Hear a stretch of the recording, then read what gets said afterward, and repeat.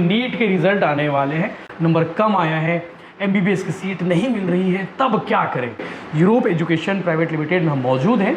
मेरे साथ डायरेक्टर विमल कसेर जी हैं, जो सारे विषयों पर बात करेंगे। 2012 से इनका इंस्टीट्यूट जो है, इनका संस्थान संचालित हो रहे हैं और अब तक हजारों बच्चों को सीट दिला चुके हैं, हजारों बच्चों को डॉक्टर बना चुके हैं। कम से कम हमारे मार्गदर्शन में जो है वो अपना फ्यूचर बना लिए। मेरे हिसाब से जो आंकड़ा है, इस बार 24 लाख बच्चों ने एग्जाम दिया है। हाँ जी, हाँ जी। 1,10,000 के अप्रॉक्सी सीट है इंडिया में जी। मतलब एक सीट के पीछे कितने सारे लोग हैं। मैं पेरेंट्स को और बच्चों को ये समझाना चाह रहा हूँ कि सिर्फ एमबीबीएस के पीछे ना भागे जी। इसके अलावा भी काफ़ी सारे करियर अपॉर्चुनिटीज हैं मेडिकल कोर्स में ही, जैसे कि अपना बीडीएस का कोर्स है जी, बीएमएस का कोर्स है, बीएचएमएस है, वेटनरी साइंस है, फिजियोथेरेपी है, नर्सिंग है, फार्मेसी है, काफी सारी अपॉर्चुनिटीज हैं। अब ये होना कंपलसरी है, क्वालिफाई नहीं भी रहेंगे तो भी उनका एडमिशन हो जाएगा जी जी। बच्चों से मैं यही कहना चाहूँगा, पेरेंट्स से यही कहना चाहूँगा कि जिनको भी जानकारी का अभाव है, एक बार हमारे पास आके जरूर कांटेक्ट करें, ताकि उनके स्कोर, उनके जो बजट है उसके अकॉर्डिंग उनको हम बेस्ट कॉलेज प्रोवाइड करा सकें।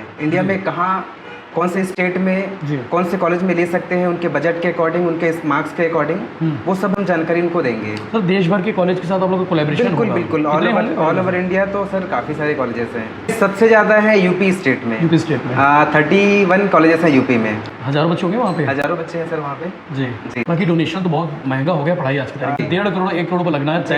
ऐसा है? ऐसा नहीं है सर। जैसे एक मैं एग्जाम्पल दे रहा हूँ जी। मुंबई में DY पाटिल मेडिकल कॉलेज है जी। इसका जो पैकेज है 1,65,00,000 का है जी। अब बच्चा मन में ठान लिया कि मुझे DY पाटिल में ही पढ़ना है, बड़ा कॉलेज, जबकि ऐसा नहीं है। कॉलेज लगभग सारे कॉलेज एवरेज ही है, जितने भी प्राइवेट कॉलेजेस हैं। तो पहले अपना वो बजट डिसाइड करें कि क्या बजट तक उनके पेरेंट्स अफोर्ड कर पाते हैं। एमबीबीएस का 35 लाख से लेकर 1.5 करोड़ तक का पैकेज, तो जिनका जैसा बजट है उसी हिसाब से उनको कॉलेज हम एडवाइस करते हैं। स्टेट बताएंगे, इस स्टेट में आपके बजट के अकॉर्डिंग आपको कॉलेज मिल सकता है। ये क्या होता है सर, जो 35 लाख वाला जो कॉलेज है उसमें क्या होता है कि कट ऑफ काफी ज्यादा हाई रहता है। हाँ। मतलब बच्चों के उनको मार्क्स अच्छे चाहिए होते हैं। कॉलेज लगभग सेम होता है सारे कॉलेज, सभी इक्वल है, फैकल्टी एवरेज ही रहते हैं, पढ़ाई लगभग सेम होती है ना, उसमें ज्यादा डिफरेंस रहता नहीं है। मेन होता है अपना खुद का बजट डिसाइड करना। अगर मार्क्स भी कम है जी और बजट भी उनका नहीं है, तो फिर हम उनको दूसरे कोर्स के बारे में जानकारी देते हैं कि आप ये भी कोर्स कर सकते हैं, इसमें भी आपका करियर अपॉर्चुनिटी जो है काफी अच्छा रहने वाला है। सर ये यूरोप एजुकेशन का प्लान कैसे आया? मैं खुद मेडिकल फील्ड से हूँ। मैंने 2 से 3 अटेम्प्ट मैंने खुद मेडिकल का दिया हुआ है। उस समय CGPMT होता था और AIPMT होता था जी।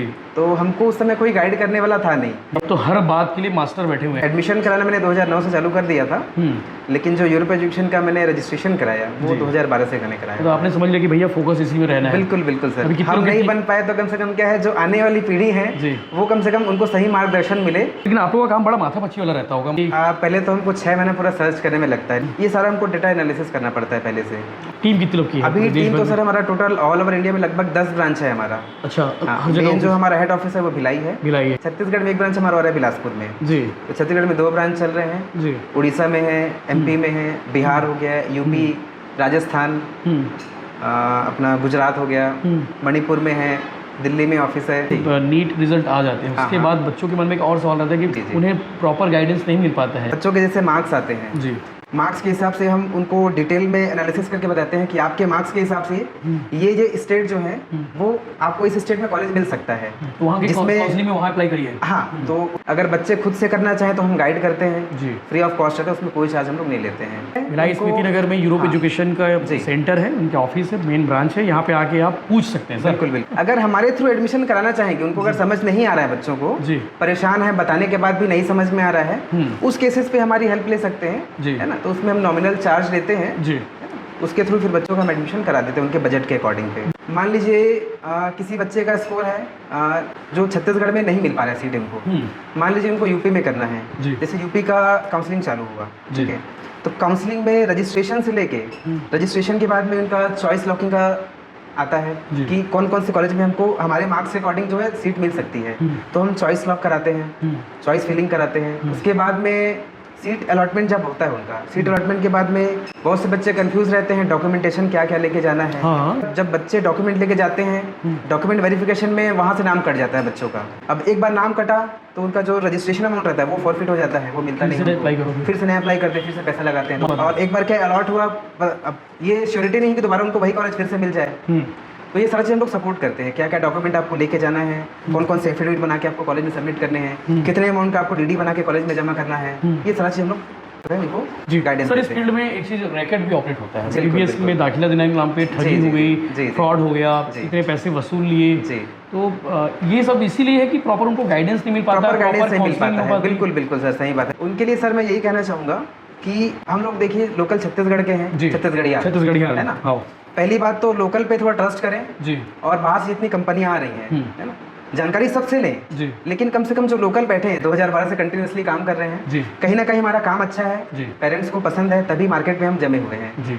अगर धोखाधड़ी करते या कहीं स्कैम करते तो हम यहाँ पे नहीं रहते, ताला लगा होता ऑफिस में। अच्छा, बच्चों को अगर कहीं यूरोप एजुकेशन के बारे में जानना हो तो फेसबुक वगैरह पे होगा, फेसबुक पे पेज है, यूट्यूब पे पेज है, इंस्टाग्राम पे है, जहाँ पे सब वेबसाइट पे भी सर्च कर सकते हैं। अगर ज्यादा डिटेल इन्फॉर्मेशन चाहते हैं जी, एक बार हमारे ऑफिस आके जरूर विजिट करें। देखिए सर, एक सवाल और है जी, आप लोग के पास ये डेटा तो होगा ना कि छत्तीसगढ़ में किस जिले से सबसे ज्यादा एमबीबीएस के बच्चे आते होंगे? दुर्ग हो गया, दुर्ग संभाग, हाँ दुर्ग संभाग जी, बेमेतरा हो गया अपना, कांकेर, जगदलपुर, इधर धमतरी, महासमुंद जी, ये इस साइड के बच्चे काफी ज्यादा हैं एमबीबीएस को लेके। अच्छा। और अगर इधर बिलासपुर संभाग में देखें तो जांजगीर चांपा हो गया है ना, कोरबा, रायगढ़, सरगुजा संभाग में अगर ले लें तो अंबिकापुर हो गया, सूरजपुर, जशपुर, मनेंद्रगढ़, चिंदरी। तो यही कहना चाहूँगा, अगर आपको मार्क्स अच्छे आते हैं, एमबीबीएस आपको मिल जाता है तब तो बहुत अच्छी बात है।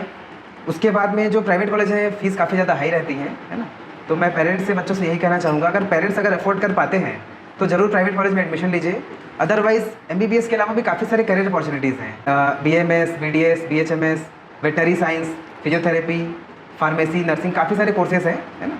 तो आपको अगर इसके बारे में अवेयरनेस नहीं है तो आप हमारे ऑफिस एक बार आके विजिट कीजिएगा, और जितना हमसे सपोर्ट हो पाएगा आपके लिए बिल्कुल हम जरूर करेंगे। आपके मन में कोई सवाल हो नीट को लेके या फिर एडमिशन को लेके, एमबीबीएस को लेके, बीएमएस को लेके, कोई भी मेडिकल फील्ड से जुड़े, मैं कोशिश करूँगा कि विमल सर से कभी उस विषय में और भी बात करेंगे, तो आप कमेंट जरूर छोड़िएगा।